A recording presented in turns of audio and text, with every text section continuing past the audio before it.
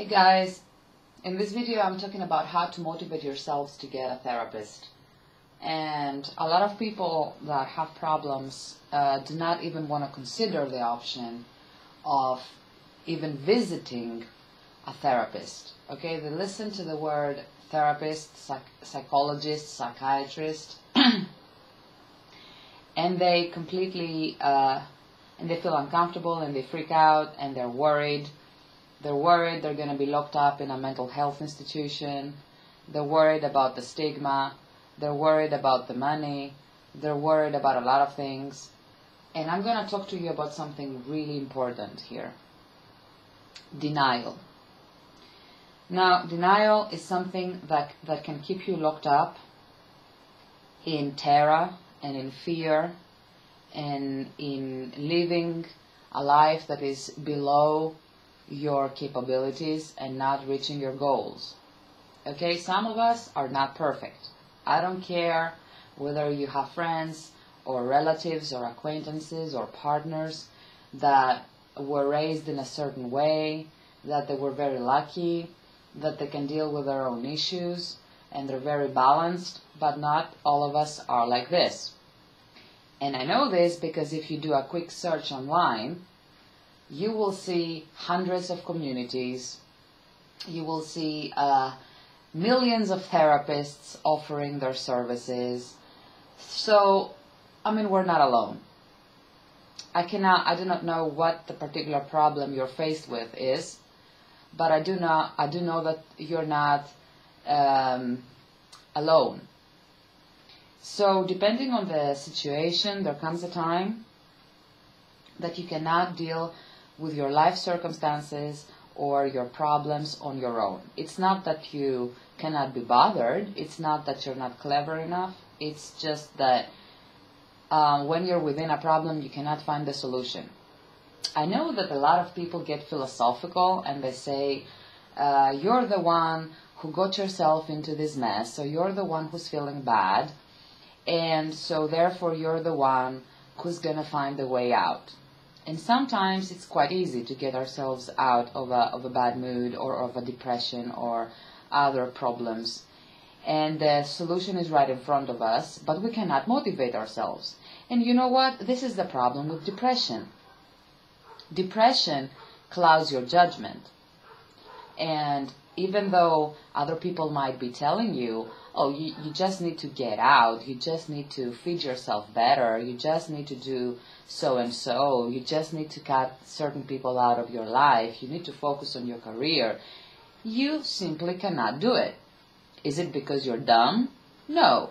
Is it because you cannot follow instructions? No. It's because you are in a situation where you need encouragement and help from a professional, from a person that has dedicated their lives into understanding human nature, and they can tell you things in a way that will help you to move forward.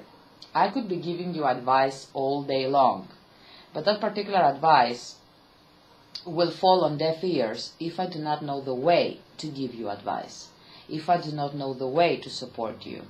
If I do it the wrong way, if you're a very sensitive person, for instance, and I am aggressive, and I come to you, and I try to help you, and I say, get back on your own 2 feet now, you're wasting your life away, get out of the house, what you're waiting for, and you take it the wrong way, and you start beating yourself up about it, you're not going to get yourself out of your depression, and you're not going to improve. So, your friends and your family, they might try to help you, but they're not trained professionals. They do not know how to do it. So they could be giving you advice all day long, but since they do not know how you feel, they could make things worse. Because if they give you the wrong advice, or if they don't actually understand what you're on about, or if they haven't understood what your personality is about and what you need to hear at that particular moment, or if they don't allow you to express your feelings in a safe way and just release your anger or your negativity or your fears and get them out in the open, you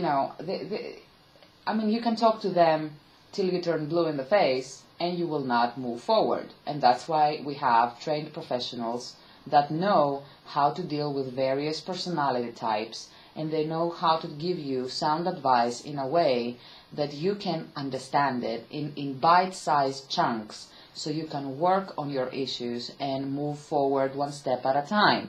Usually friends and family just inundate us with information. We sit down, we tell them our problems, and they instantaneously have a plan to get us out of any situation. And it seems really, really easy to them because they're not feeling the way we feel.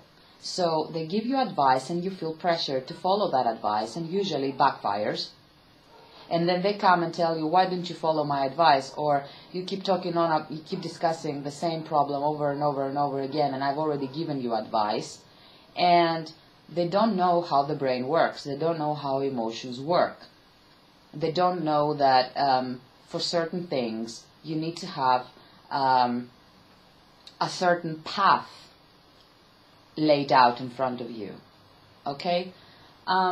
So I'm being very general here because obviously, you might be dealing with things that are completely different. One person could be dealing with depression, another person could be dealing with abuse, another person could be dealing with grief, and we're all dealing with different things. But bottom line is, some things you cannot do alone. You can't. You need help. And when I say you need help, this sounds like as if you're broken and somebody needs to come save you. No, this is not the case. But you need to talk to somebody that can give you advice which will get you out of your problem and will get you thinking. Because if the way you think is twisted and you're not even aware of it, because this is how you think, I mean, we're not crazy, but it's just sometimes we get blockages, as I call them. It's like we get stuck in a particular pattern of thinking which doesn't allow us to get out and see the world in a different way so we can move forward.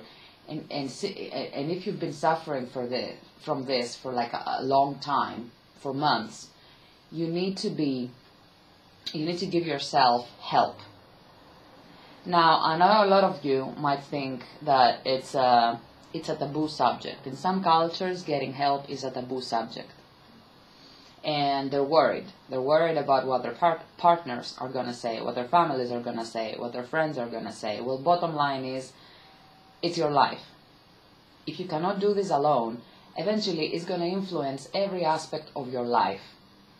Okay, if you're depressed, you cannot hide behind a fake smile. At some point, you won't be able to accept the reality that you're not as functional as you used to be. And you need to give yourself a break. And the way to give yourself a break is to talk to a person that can take it. Okay, so you can walk into a person's office and you can talk to them, practice, whatever it's called, and you can talk to them, and they're trained. I mean, they can take your tears. They can take your anger. They can show you ways out of it. This is what they do for a living. You will not offend them. You pay them you pay for their services, and they will help you out of it. They can and they will. And some people are afraid that okay, if I go and see a psychologist or a psychiatrist, they're going to give me drugs, and I don't want to take drugs. Who said that? Unless you're a danger to yourselves or other people, unless you're severely suicidal, they're not going to give you any medication.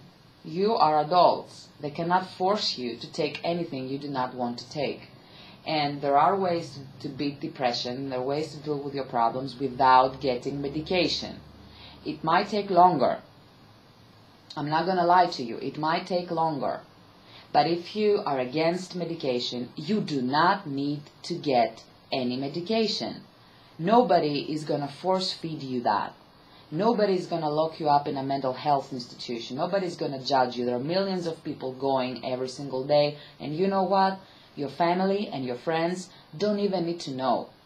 You don't even need to share that particular piece of information with them. If you feel that they might be judgmental, just keep your mouth shut.